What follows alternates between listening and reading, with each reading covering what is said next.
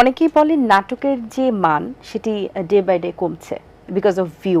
অনেকে ভিউয়ের পিছনে ছোটার কারণে নাটকের মান কমে যাচ্ছে, আবার সস্তা ভিউয়ের কারণে হচ্ছে এরকমটা। এই ক্ষেত্রে আপনার মতামত কি আসলে? সস্তা ভিউ বলতে আমি এটার পক্ষপাতিত্ব না, কারণ হচ্ছে যে দর্শক দর্শক ওকে। এখন একটা নাটকের ভিউ হইলো 5 কোটি, এখন আপনি বলবেন যে এখানে সস্তা ভিউ। যারা বলে সস্তা ভিউ, ওদের যদি টিভি চ্যানেল বা ইউটিউব চ্যানেল থাকেন, ওদেরকে সে বুকের কলিজা আছে যে লিখে দিবে যে যারা সস্তা ভিউয়ার্স, যারা রিক্সা চালক আমার নাটক দেখবেন না, ওদের ভিউটা নেবেন, আবার বলবেন সস্তা ভিউ বেশি। দেখেন পৃথিবীতে সকল কিছু পুরাতন হলে দাম কমে যায়। আপনি একটা বাড়ি করলেন 10 বছর পর ওই দামে বিক্রি করতে পারবেন না। পৃথিবীতে একটা জিনিসের দাম কখনোই কমে না, সেটা হচ্ছে টাকা। টাকা যেদিন থেকে জন্মগ্রহণ করে 10 বছর পর 500 টাকার দাম 500 টাকাই।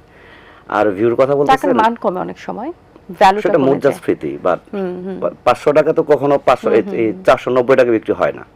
500 টাকা মানে 500 টাকা।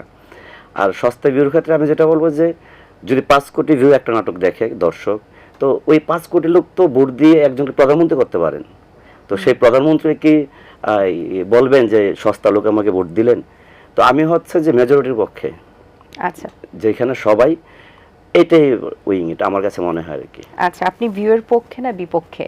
ভিউয়ের পক্ষে না বিপক্ষে? অবশ্যই ভিউর পক্ষে। আমি ভিউর পক্ষে। আমরা ব্যবসা, দিন শেষে সবাই ব্যবসা করতে আসছেন। আমরা দেখি যে একটা সময় দেখেছি যে পরিচালক, আগে যে পরিচালকদেরকে যেভাবে সম্মান দেওয়া হতো, এখন কি আসলে ওই পরিমাণ দেওয়া হচ্ছে কিনা, কি মনে হয় আপনার? সম্মান অনেক দেয়, হাইরে সম্মান। এখন বিষয় হচ্ছে কি, এটা না আমার পয়েন্ট অফ ভিউ, আমার অবজারভেশন, যে আমি পৃথিবীর কোথাও দেখিনি যে একজন ডিরেক্টর আর্টিস্ট থেকে বেশি টাকা নেয় না। কিন্তু আপনি বাংলাদেশে অনেক আর্টিস্ট পাবেন যে টাকা নিচ্ছে 3 লাখ 4 লাখ 5 লাখ সিঙ্গেল নাটকে, বাট একটা ডিরেক্টর দেখাতে পারবে না 5 লাখ টাকা সিঙ্গেল নাটকে নেয়। এখন সে আর্টিস্ট কোনো না কোনো ডিরেক্টর মাধ্যমে আসেন। ডিরেক্টরে কি দেওয়া হয়, ডিরেক্টর সেটে যায়, আর্টিস্ট বলেন যে ও ডিরেক্টর থাকে, চেয়ার থাকে, পিছনে ডিরেক্টর লেখা থাকে, সম্মান অনেক। মানে আমার কথা হচ্ছে আপনার সম্মানটা দিচ্ছেন ডিরেক্টরকে, তোর মানে সম্মানইটা পাচ্ছে না। এখন আমি খুব অসুস্থ, আমি ডাক্তারের কাছে গেলাম, আমাকে ওষুধ লিখে দিলেন, এখন 10,000 টাকা ওষুধের বিল। এখন আমি যদি বলি যে ভাইয়া তো আমি তো ডিরেক্টর, 5,000 টাকা না, 5,000 টাকা সম্মান দিই, সম্মানে আমাকে ওষুধ দিবে না।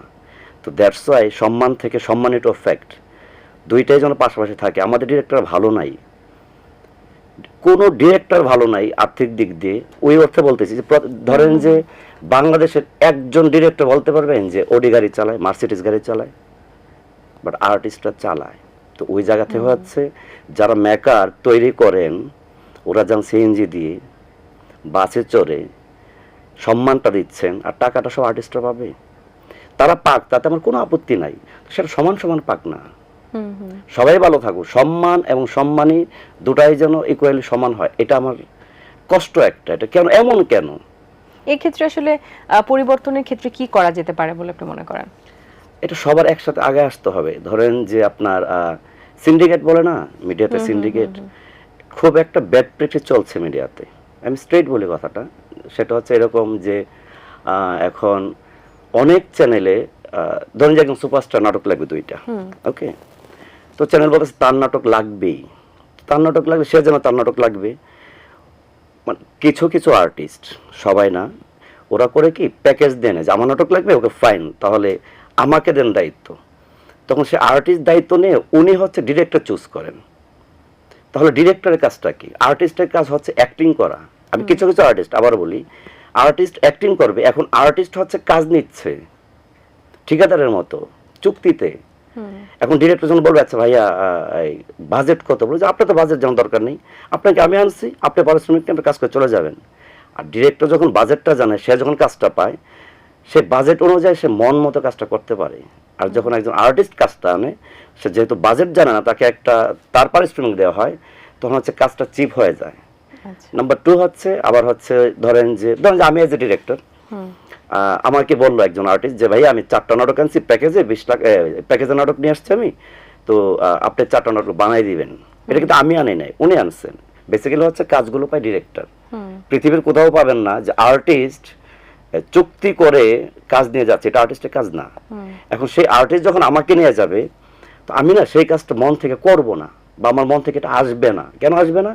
আমি যদি এখন ওই আর্টিস্ট যে কাজটা আনলো কন্ট্রাক্টে, আমি যদি কাজটা হিট করাই বা আমার সর্বস্ব দিয়ে কাজটাকে হিট করাই, তো আমাকে তার কাজটা দিবে না, তো এটা তো বাড়তে থাকবে।